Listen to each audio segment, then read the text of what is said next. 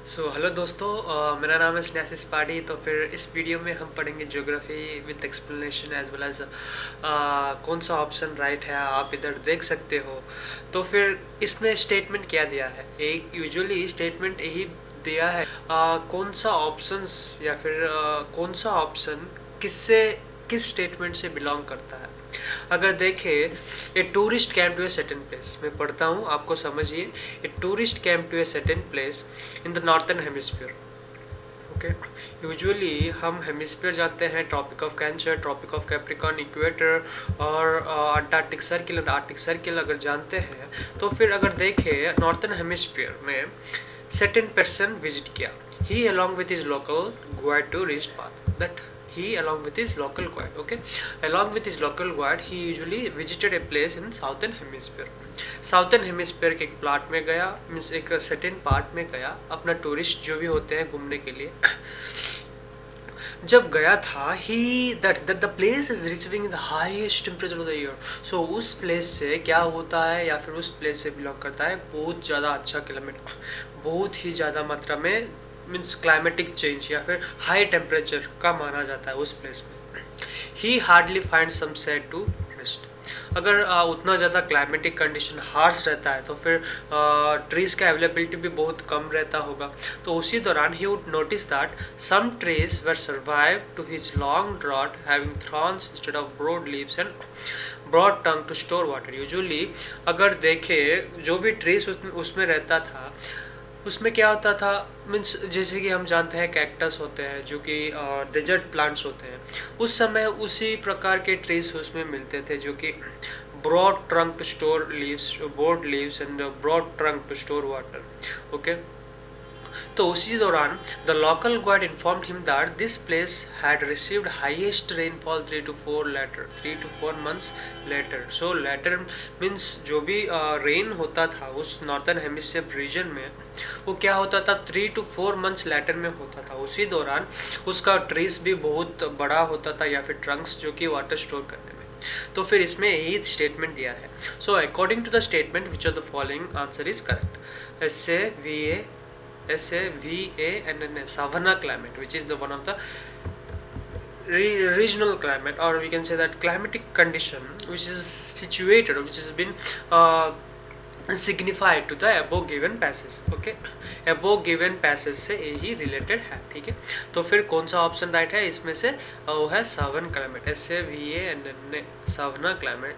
अगर British climate, desert climate, स्टेपन climate क्यों राइट नहीं है वो हम पढ़ेंगे, और उसके दौरान कौन कौन सा क्लाइमेटिक चेंजेस उस क्लाइमेट में होता है वो भी हम कवर अप करेंगे। ठीक है, लेकिन इसमें आप इधर देख सकते हो कि only savanna climate was the one of the appropriate climate which changes according to the highest temperature region in a specified area. Okay, so let me go for the explanation part of this. Let me have an explanation about what you have understood. या इधर आप देख सकते हैं कि explanation में जो कि ऑप्शन 1 क्यों करेक्ट है, क्योंकि savanna has a grass land vegetation with scattered trees. Savanna has a grass land vegetation with scattered trees. ठीक है, स्कैटर्ड ट्रीज पाए जाते हैं। उसके बाद scattered trees. Even in this climate, trees have been exosporic adaptation, very important जो है EZERO, xerophytic adaptation, xerophytic adaptation जो कि ग्रीन वेजिटेशन या फिर ग्रीन लैंड वेजिटेशन में वो पाए जाते हैं। In this climate highest rainfall और highest temperature does not coincide. Highest rainfall and highest temperature does not coincide, okay, does not coincide. So because this summer rainfall will have high but could cover with the present which reflects direct sun radiation, and temperature at the ground level will be moderate। ठीक है, अगर जब summer season winter season coincide नहीं करता है उस reason में, क्या होता है समर सीजन में जो होना था वो होता है, रेनी सीजन में जो होता था वो होता है। Means it a very at a very vigorous, at a very numerous temperature which been occurred in summer season as well numerous temperature which been occurred in rainy season. Usually कितना होना था उससे ज़्यादा होता है समर सीजन और कितना बारिश होना था उससे भी ज़्यादा होता है रेनी सीजन में, वही इसमें दिया गया है क्योंकि सन का direct radiation and temperature of the ground के वजह से विल बी मॉडरेट. ठीक है, तो उसी दौरान option number A which is Sawan climate is the right climate. अगर देखें ब्रिटिश क्लाइमेट क्यों रॉन्ग है? If you discuss about why British climate is wrong, because British climate has deciduous vegetation. ठीक है, आपको ये भी ध्यान में रखना चाहिए कि British climate has deciduous vegetation and it does not have any thorny vegetation. Deciduous vegetation के वजह से उसका थॉर्नी वेजिटेशन नहीं है, तो इसी दौरान ऑप्शन नंबर 2 जो कि ब्रिटिश क्लाइमेट है वो गलत ऑप्शन है. ठीक है, ऑप्शन नंबर 3 अगर देखें desert climate. Usually desert climate आपको अगर स्टेटमेंट पढ़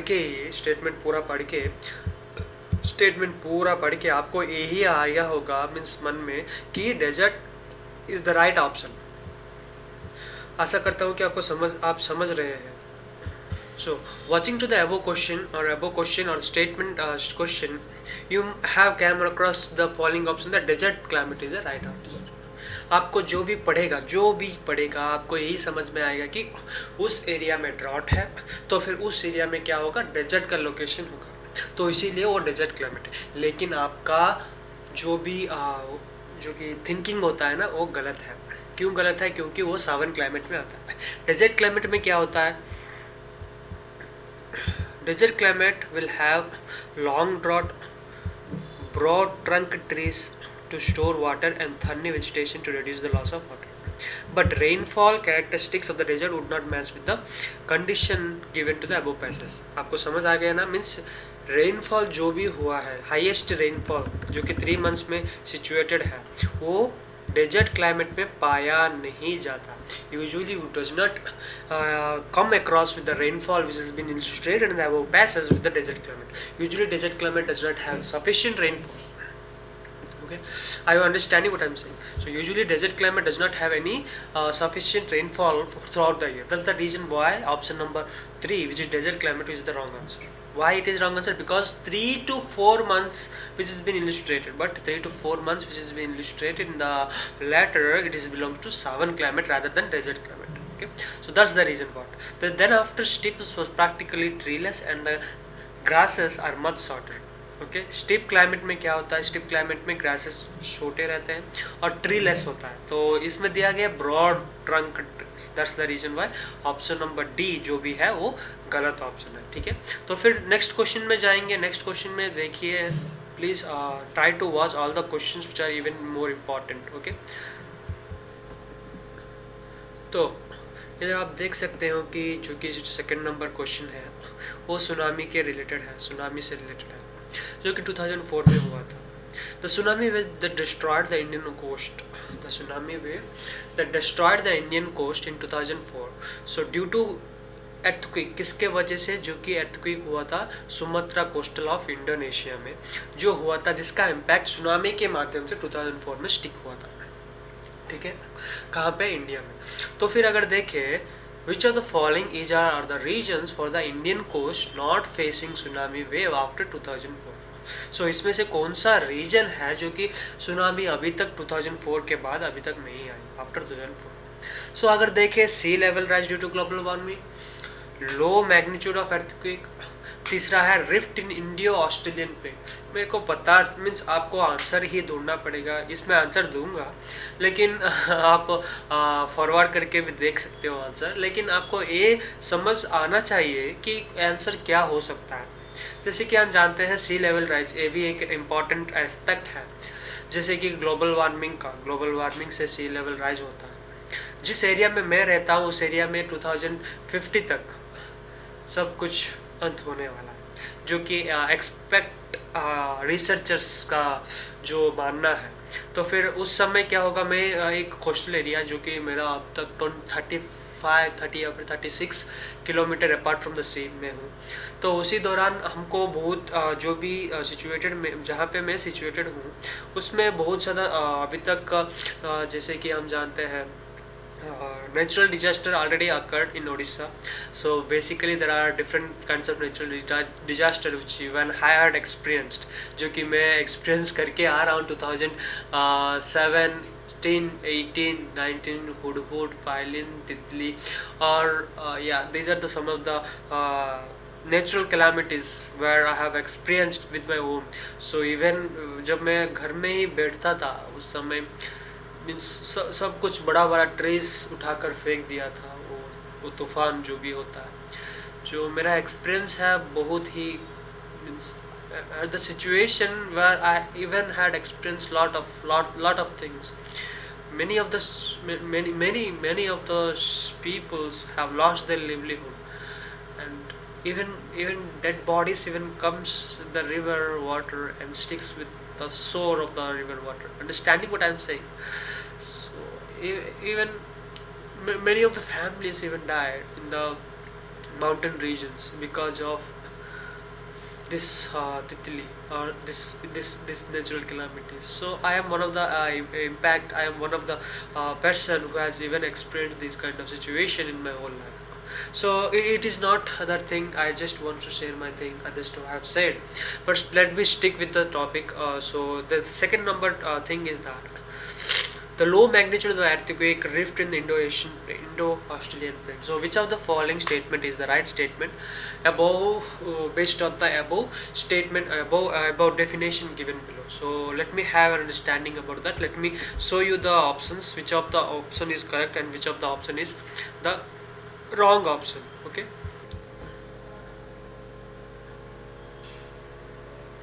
So here you can see that.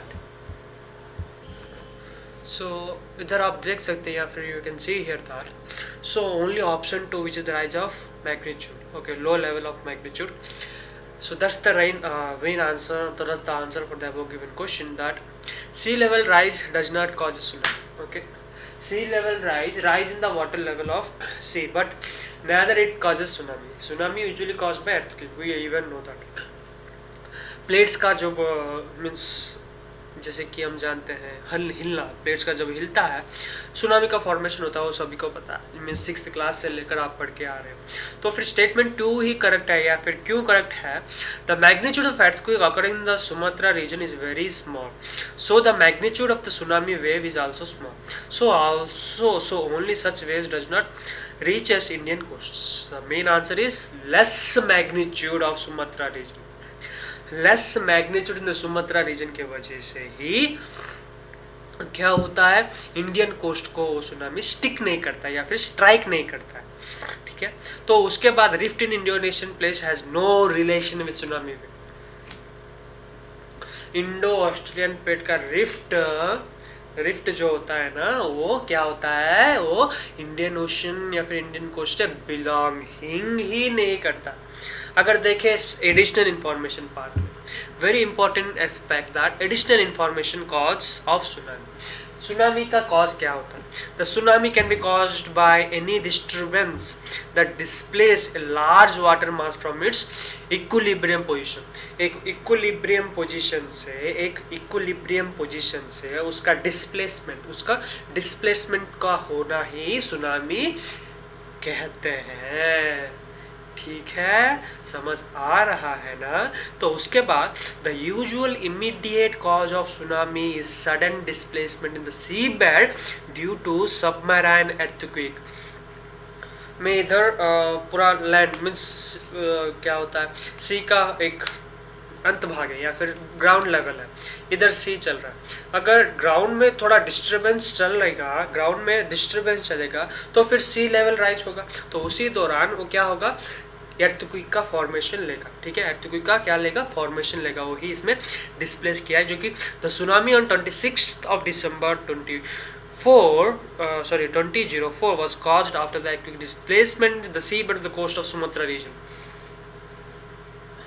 Sumatra region जो भी हुआ है उसका displacement of bed sea bed के कारण ही हुआ था. ठीक है, क्या हुआ था, वो है cause of tsunami.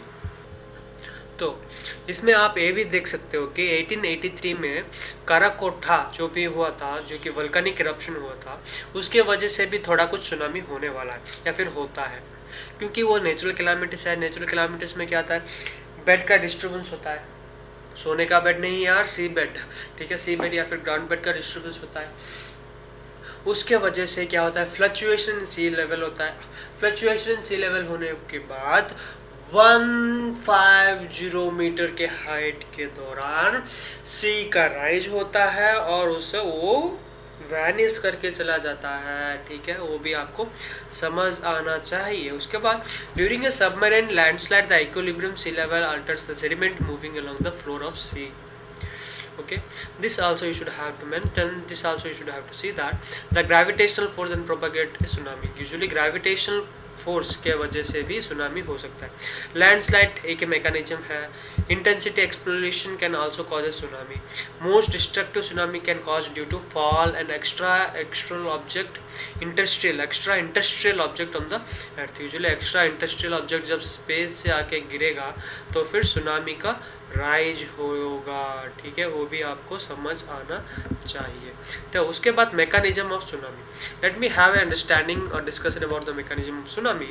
And under sea earthquake causes the bulking of sea floor, something that occurs at the subduction zone, places where drifting plates that constitute the outer shell of the earth covering the heavy oceanic plate subduct below the lighter continents. Here usually here मैं clear cut understanding में आपको बता दूंगा कि earthquake seabed plates and fluctuation in the size of the ground level causes tsunami. That's the mechanism here, it is given itself. Then after the plate plungers or interior, इसमें यही दिया गया कि मीन्स ए मैकेनिज्म क्या दिया गया है। Mechanism अगर सुनामी का फॉर्मेशन जब होगा हम कैसे जान सकते हैं। Richard scale usually measures the earthquake intensity or the size of it which the earthquake has been occurred. So these are the different mechanism of tsunami. In the instance of the earthquake, the sea surface space resembles the contours of the sea floor, but then gravity act to return the sea surface to its original shape. The ripple then race outward and the tsunami is caused. That's the main mechanism of the tsunami. Okay, that's the thing you should have to understand. That's the thing you should have to get on. Then after, let me have understanding about the propagation of tsunami. अगर discuss करें propagation of tsunami, and this is how the tsunami is been propagated. The long tsunami waves are caused by two interesting of interacting process. वो two interacting process क्या क्या है?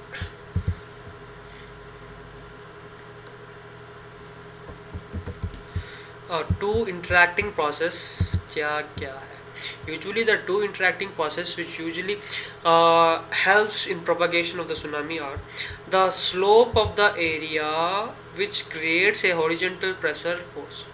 Okay, एक horizontal pressure force generate करता है, उसके वजह से क्या होता है, formation of tsunami होता है या फिर propagation of tsunami होता है।